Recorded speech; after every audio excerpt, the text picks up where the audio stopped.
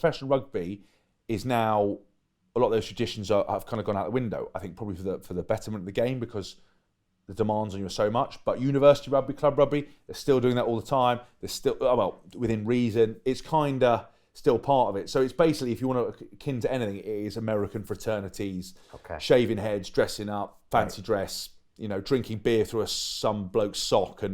But it doesn't really happen on a professional level, is what you're saying? Not really, not to the extent. We have the banter, like that, you know, and the banter's become such a cliche word now. Like, I use it all the time, but it's kind of like, everyone just uses an excuse. You sort of be rude to someone. You're like, oh, it's just banter, mate. You're like, was banter bullying, misogyny? It's basically bullying. Like, basically, so I've basically spent my whole life bullying people spend their whole life bullying me. It's the way to look at it in terms vicious circle. It is a vicious circle, like, but I love it. Like, when you get 30 guys in a constant environment, and any sort of slip up, any mistake, so a bad haircut, bad shoes, a mistake with a girl, anything you do, you're made to pay. And the fact you've got 30 minds working on it, some of the nicknames, the genius things that people come up with, I laugh my arse off. I laugh more doing what I do than anyone else I've ever met. And that's the best part of it. You know, people say, I did a game show thing the other day, and they were asking, how many times does the average person laugh? And it was something like 3 times a day.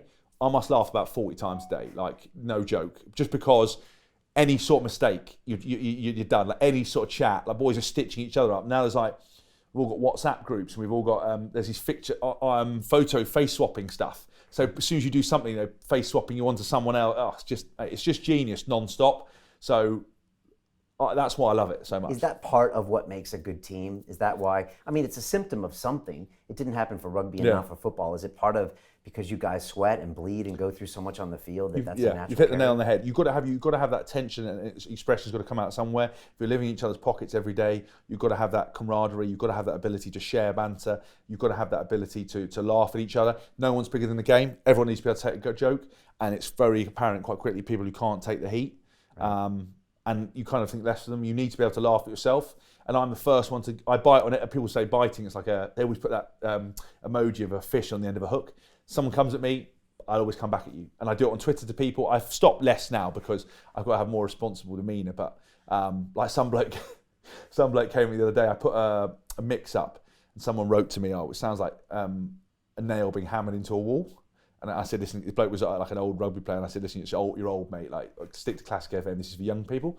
And this other bloke came back, right, and wrote, it sounds like concrete being drilled. And I looked at his profile, he had terrible teeth. So I wrote, no, mate, it's the sound of your dentist working on them hanging teeth of yours.